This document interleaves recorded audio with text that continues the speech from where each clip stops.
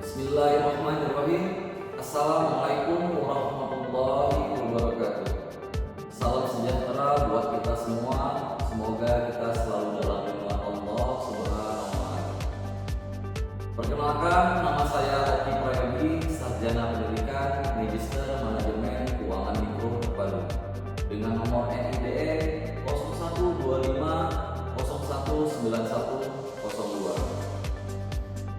Saya adalah dosen tetap di Fakultas Bisnis dan Humaniora, Program Studi Bisnis Digital, Universitas Cutnya-Adin, Medan.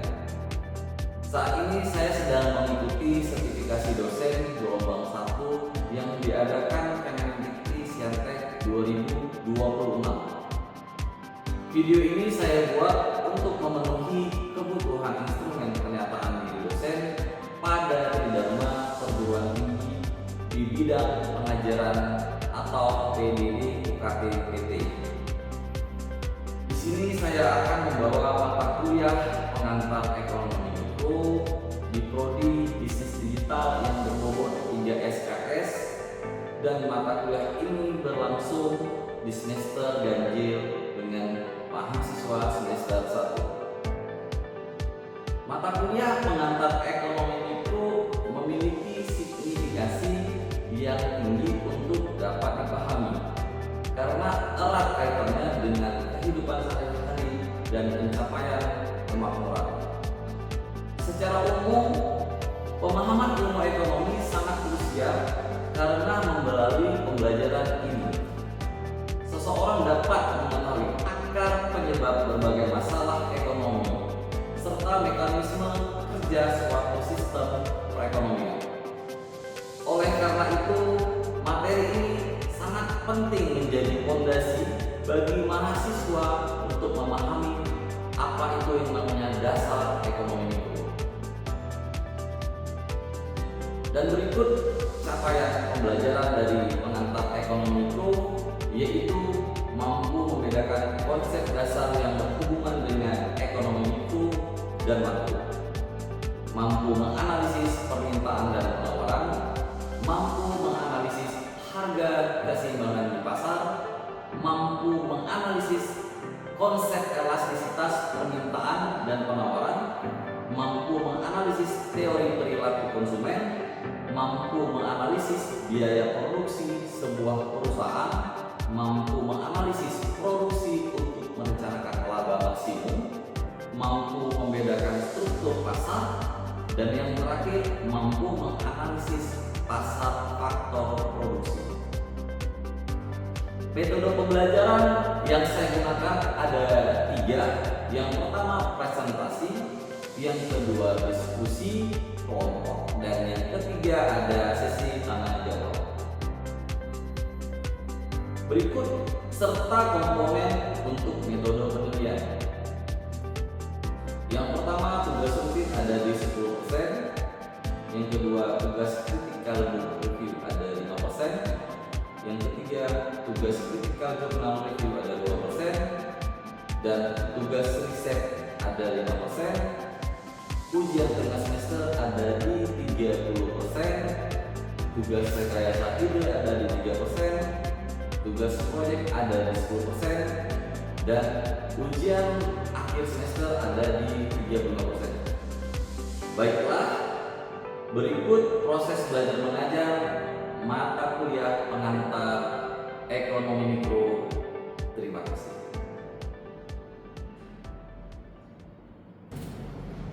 Bismillahirrahmanirrahim. Assalamualaikum warahmatullahi wabarakatuh. Waalaikumsalam warahmatullahi wabarakatuh. Gimana teman-teman? Dalam keadaan sehat semua?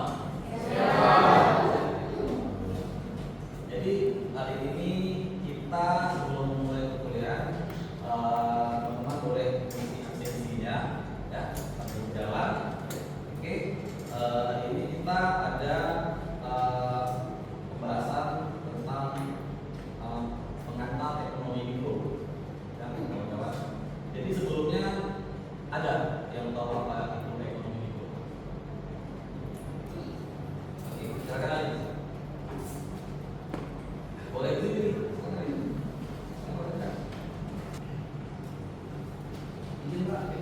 mikro itu adalah ilmu yang mempelajari keputusan ekonomi pada tingkat individu, rumah tangga dan perusahaan. Contoh ekonomi mikro itu misalnya harga cabai itu naik karena pasokannya berkurang. Dan ruang lingkup ekonomi mikro itu meliputi permintaan dan penawaran, perilaku konsumen, perilaku produsen, gaya produksi, penentuan harga, dan struktural pasar. Terima kasih ya. Nah, jadi salah satunya ekonomi mikro itu peran yang sangat penting untuk kita semua, karena dimana peran ini lebih banyak difungsikan kepada ibu-ibu kali ya, karena ibu-ibu itu sering di pasar, mereka tahu gimana yang namanya ada penawaran, penjualan di dalam ekonomi pasar itu sendiri. Nah, jadi ini yang saya dapat dari sumber dari Ricardo, ekonomi itu adalah kondisi di mana para pelaku ekonomi telah memiliki informasi tentang seluruh suatu pasar tertentu. Jadi ekonomi mikro itu menjadi faktor penentu pasar ekonomi global. Yang kedua, yang saya cari lagi dari sumber asal dan ibu, ekonomi mikro itu adalah bentuk tingkat mobilitas yang tinggi di pasar, sehingga para pelaku ekonomi bisa langsung beradaptasi dan menyesuaikan perubahan-perubahan yang ada di pasar. Jadi yang bisa mengontrol untuk penjualan di pasar itu adalah para pedagang-pedagang tersebut. Apalagi dalam kondisi cuaca di salah satu daerah. Jadi kebanyakan kan sayur-sayur itu belum dari beras lagi. Apalagi kalau dalam kondisi hujan, gitu kan? Kalau kondisi hujan itu udah pasti ujungnya mahal. Itu salah satu faktor ekonomi mikro yang ada di ruang lingkup.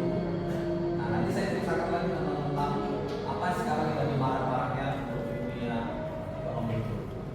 Ya, pada dasarnya ekonomi bertujuan untuk memenuhi permintaan yang tidak terbatas dengan sumber daya manusia yang terbatas. Nah, ini maunya penjualannya banyak, tapi SDM-nya kurang-kurangin. Berisiko, pasti berisiko.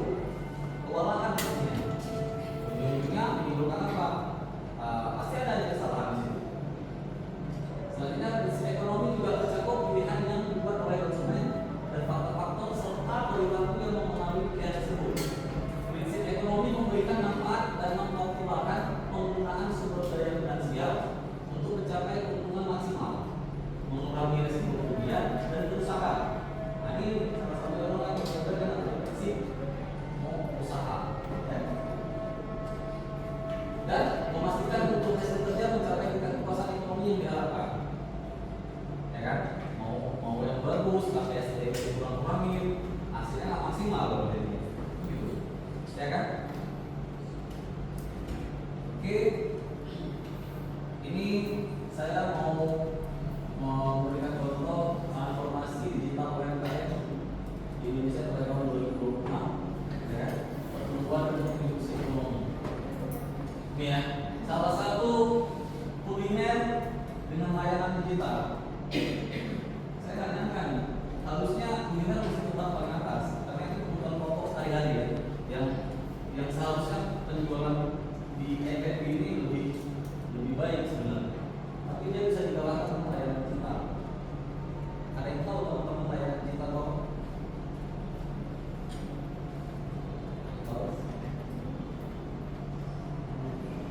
Apa?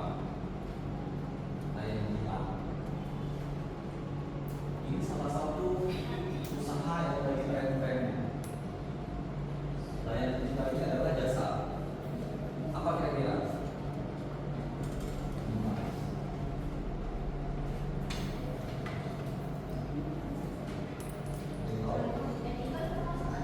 Gimana? Editor. Oke. Ada lagi? Ada yang lagi?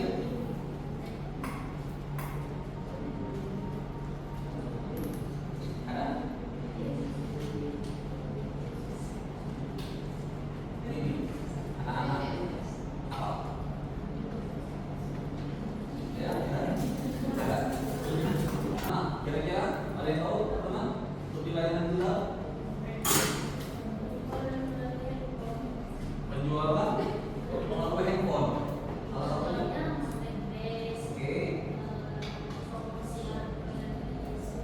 Benar.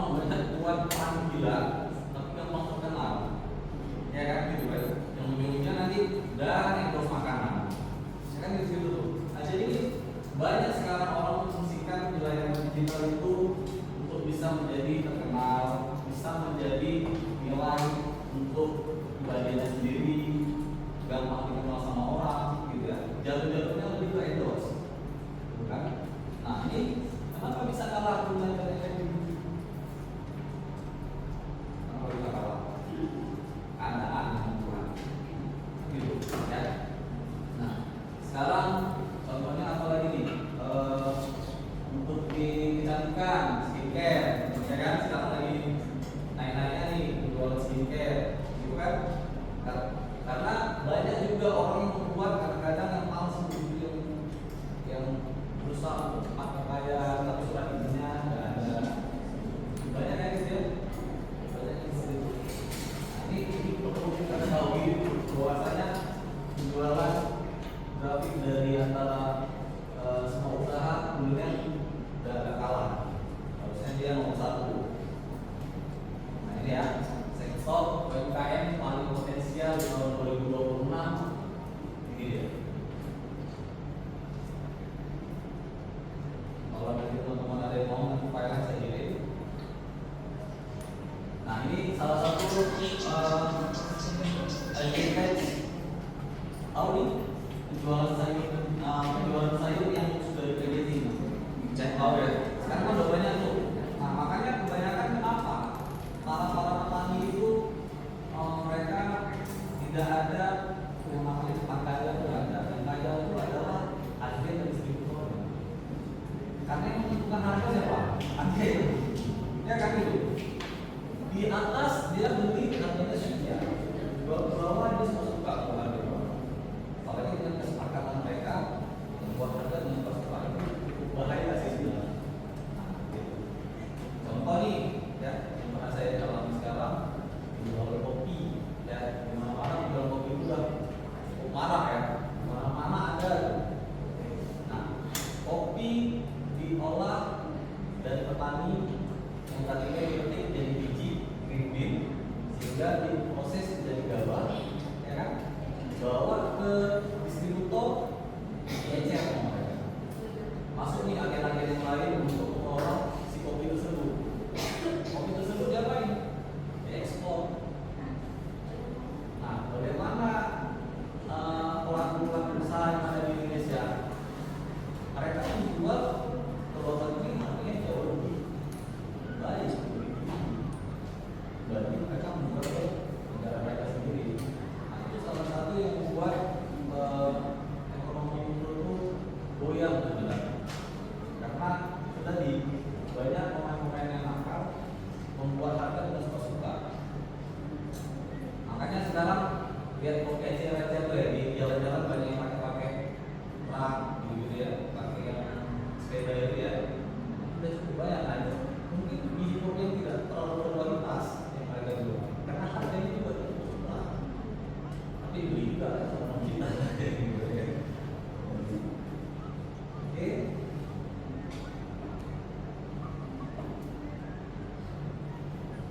Nah ini faktor-faktor yang mempengaruhi permintaan dalam ekonomi itu, ya kan? Harga barang itu sendiri ya adalah faktor yang paling mempengaruhi terhadap permintaan.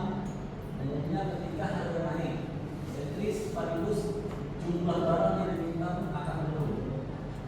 Dan sebaliknya, ketika harga turun, jumlah barang yang diminta akan meningkat.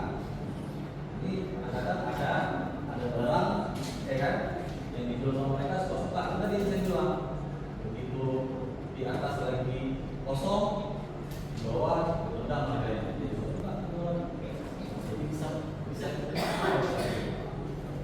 kedua harga barang terkait atau substitusi juga mempengaruhi permintaan. Misalnya, jika harga suatu barang naik, maka konsumen mungkin akan beralih ke barang substitusi yang lebih murah, ya, sehingga permintaan untuk barang tersebut jadi mulai meningkat. Ketiga, pendapatan konsumen berperan penting dalam menentukan permintaan. Barang normal adalah barang yang permintaannya meningkat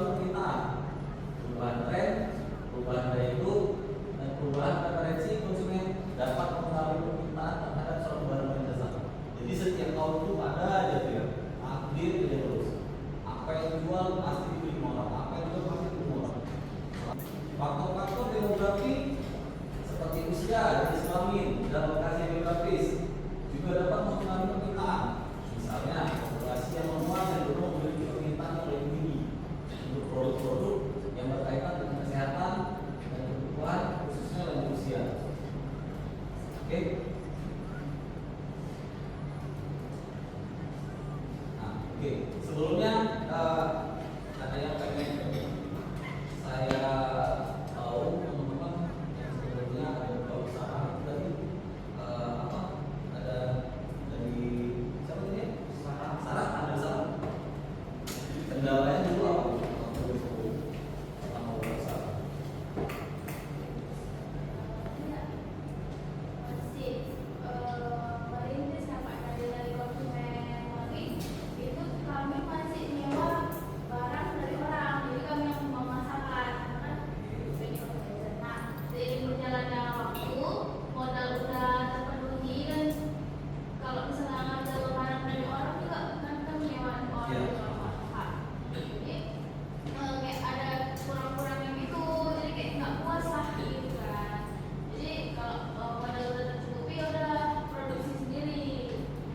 Sudah mulai menjalankan itu? Udah Pak, udah produksi sendiri. Udah, sampai sekarang masih jalan? Masih jalan dan berkembang lagi. Kalau yang sudah namanya WIO kan dia harus update ya, harus update karena kan WIO yang lain mungkin jauh lebih banyak. Harus mengikuti tren pasar ya. Wajib itu aja. Nah, oke, salah satu persaingan bisnis ya. Nah, salah satu itu kompetitor kamu juga. Jadi mau nggak mau kita harus ngikutin update apa yang sudah ada sampai sekarang. Oke, bagus sih, tapi kalau bisa dipertahankan karena modalnya cukup lumayan ya. Lumayan Pak, untuk kayak wedding organizer kan kami satu semua tempat dari pelaminan, sound system, sampai ke cateringnya juga Satu paket, punya usaha sendiri ada. satu paket berarti ya. Iya. Oke. Udah berapa lama itu berarti ya? Bisa jalan.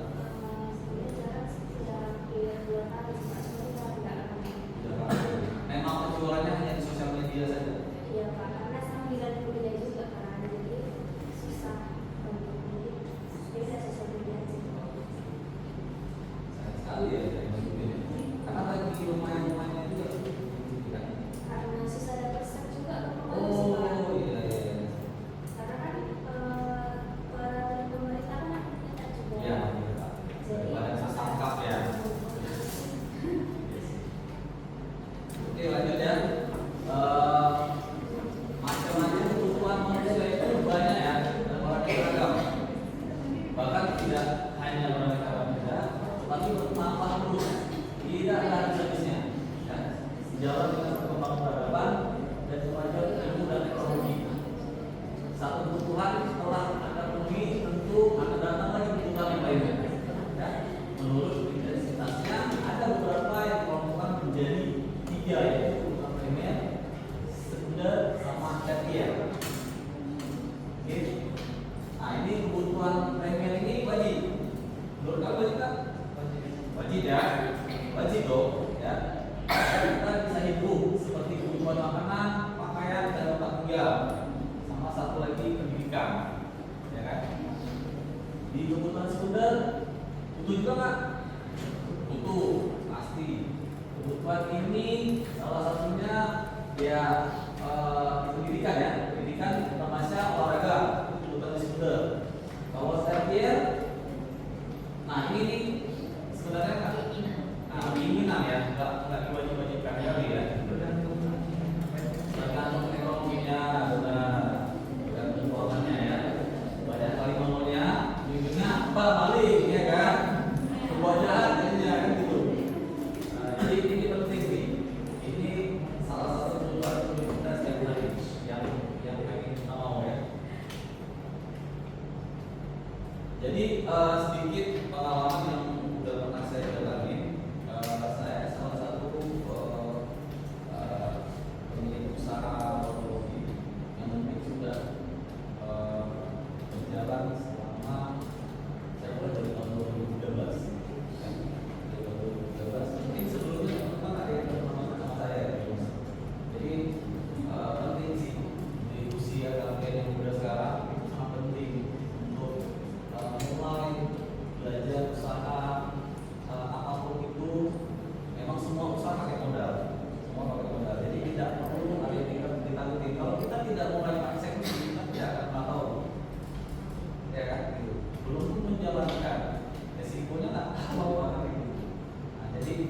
kalian kalau muda itu harus benar-benar motivasi. Kita melihat dari sisi teman-teman yang udah buka usaha, kenapa mereka bisa maju.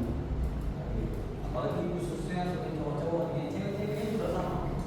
Manfaatin sosial media yang ada sekarang. Apa orang mungkin salah satunya mungkin antara kalian mungkin masih ada nih yang punya akun Shopee gitu ya. Gitu, akun. Kalau saya terus terang ya, yang sudah saya jalani sampai sekarang, saya kan yang kuliner, tapi saya punya aplikasi Grab, Gojek, dan Shopee, food, khusus di F&B, ya kan. Jadi sebenarnya kalau yang ada kawan-kawan sekalian yang hobinya memang bisa masak atau bisa buat kue, cake, itu bisa kalian coba melalui Shopee, karena kita bergerak dengan perusahaan tersebut.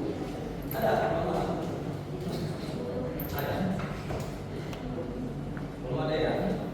Belum ada ya? Tapi itu penting loh. Itu bisa menghasilkan uang buat kita. Jadi kalau nggak sudah coba, apa aja yang bisa tahu?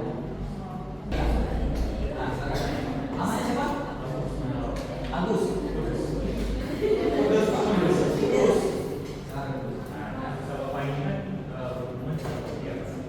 Berhubungan dengan kopi. yes. Nah, di era sekarang kan tentunya ada banyak orang yang membuka usaha kopi di pasar. Terjadi persaingan di situ. Nah, bagaimana cara Bapak untuk bersaing di pasaran sehingga Bapak bisa mempertahankan pelanggan pelanggan Bapak? Itu pertanyaan yang cukup baik dari Gurus. Terima kasih Gurus. Jadi ini ya, itu tadi yang saya bilang kita punya prinsip ekonomi dan prinsip manajemen. Saya sudah menjalankan usaha itu mungkin sekitar kurang lebih 10 tahun. Dari fase tahun pertama itu mungkin saya berjualan benar-benar flat grafiknya, benar-benar menurun. Yang artinya mungkin pada saat itu saya hampir frustasi ya untuk tidak mau melanjutkan usaha itu lagi. Apalagi pas kena di masa COVID. Nah, itu teman-teman saya itu banyak yang tutup, tapi saya berusaha untuk bertahan. Bagaimana caranya? Memang balik lagi ke masalah keuangan. Zaman sekarang ini kan banyak usaha-usaha yang didukung oleh perbankan, ya, disupport oleh bank. Salah satunya pada saat itu saya COVID, mungkin saya mengajukan pinjaman full. Tahu? Tahu apa? Apa tuh? Panjangannya apa? Panjangannya. KUR itu adalah kredit usaha raja, ya kan? Nah, jadi pada saat itu saya ada pinjaman ke bank BRI, kredit usaha raja. Kebetulan disupport oleh mereka dengan mungkin dilihat track record penjualan kita. Mereka juga nggak akan ngasih asal-asal kan pinjaman. Survei, pastinya survei, melihat rekor penjualan kita, ternyata kita kewalahan penjualan di fase COVID pada saat itu. Ya kan? Nah, begitu sudah dapat pinjaman itu, awalnya saya kembangkan lagi. Karena ini sudah pinjaman banyak, gimana caranya kan pinjamannya harus kita balikan. Kan gitu, ya kan? Nah, akhirnya pada saat itu mungkin banyak usaha-usaha atau kompetitor yang sudah tutup. Jadi saya kayak merasa udah gak banyak lagi bisa ikut layanan gitu. Tapi saya tetap bertahan. Nah, tapi dengan catatan saya memiliki, bukan saya bilang khas makanannya aja saya enak kan enggak. Tapi saya memaksimalkan bagaimana caranya terhindar dari yang namanya komplain terhadap konsumen. Walaupun ada aja ya netizen yang mungkin memberikan masukan-masukan di luar nalar sih, kadang-kadang dari Google apa sih? Karena kita kalau mau Google kan buka aplikasi Google langsung bisa buat komentar nih, tapi aja yang kasih masalah gitu kan. Nah, ulasan. Nah, itu yang sering terjadi di setiap resto. Bahkan itu pemain ya komputer kita sendiri. Nah, jadi kenapa saya bisa bertahan? Karena saya komit dengan usaha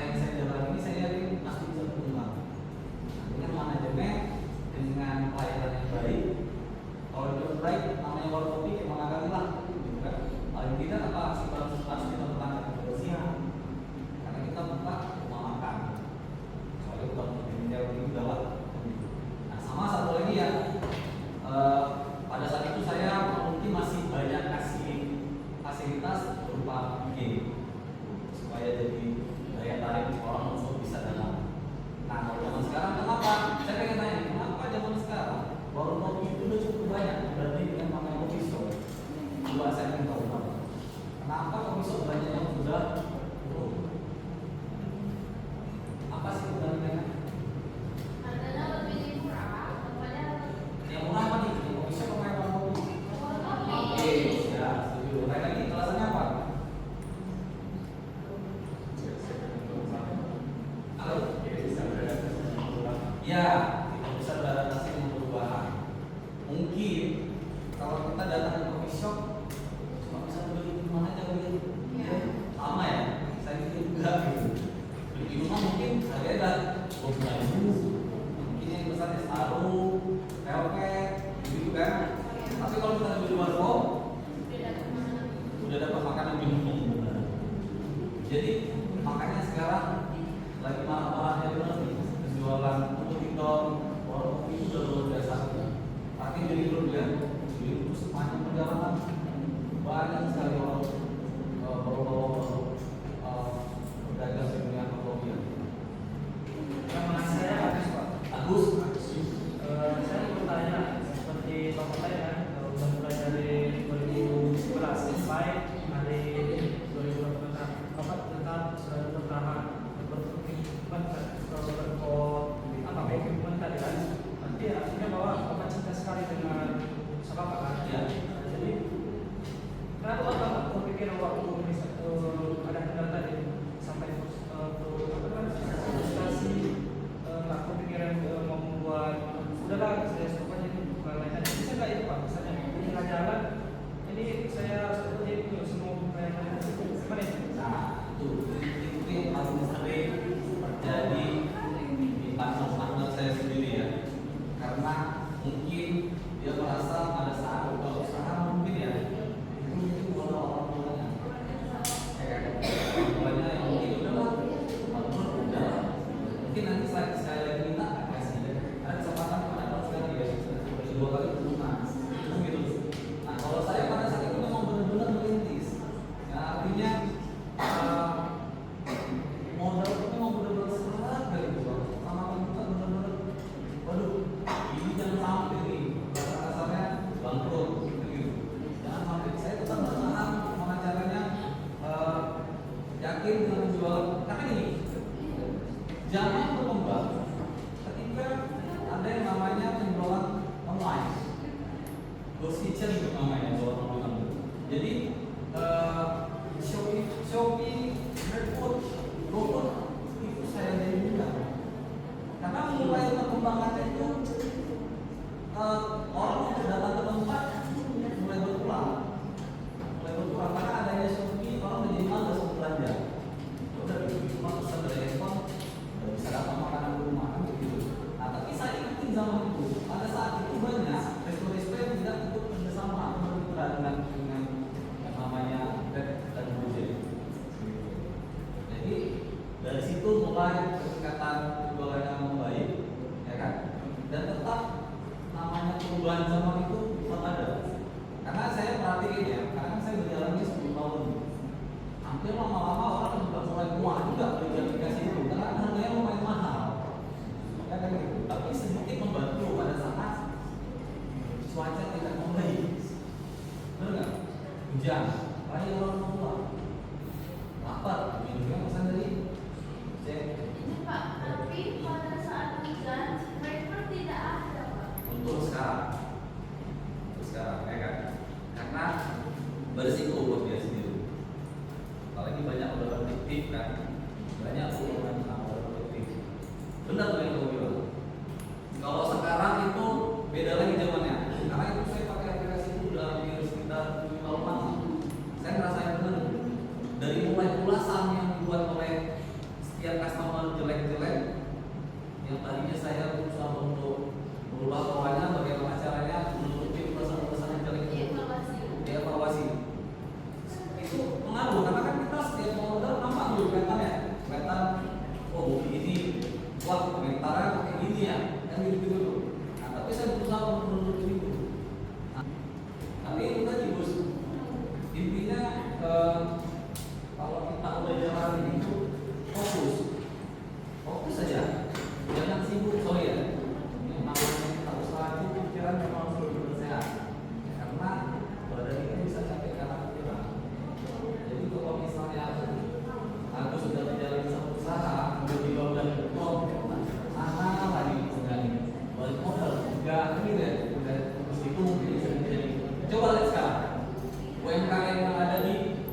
depan tiap pun jalan di Puraya coba. Ya. Ya nggak? Kan luar biasa ya. Belajarlah untuk usaha dan sekarang diberikan apa yang akan kita buat. Kalau ada yang pengen sharing atau konsultasi tentang usaha boleh hubungi saya. Kasih WhatsApp dan lupa di Instagram misalnya di suasana ada di situ. Saya pengen memotivasi kalian supaya kalian bisa jadi lebih baik. Oke, ada yang mau ditanya? Ya, silakan.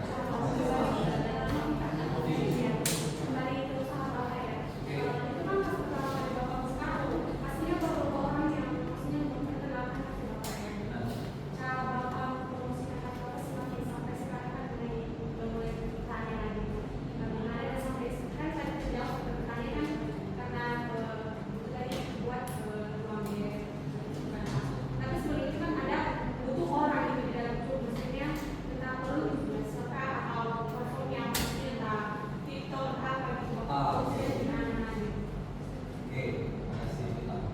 Jadi pada saat itu yang pernah saya jalani malah sosial media saya sangat kurang sekali pada saat itu. Mungkin belum terlalu marah-marahnya untuk zaman sekarang ya.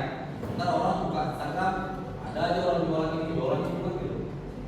Waktu itu kebetulan karena posisi saya di Jalan Setiabudi depan sekolah saya itu mungkin itu jalan yang gampang dilihat sama orang. Makanya gini, kita setiap mau buat usaha, bisnis plan ini buat dulu. Bisnis plan ini harus dibuat dulu. Jangan kita buat usaha masuk ke dalam gang, kan gitu tuh. Memang sekarang udah nggak masalah, tapi lihat dulu lah. Jarak 2 atau 3 kilo di sekitar kita tuh ada nggak auditor kita?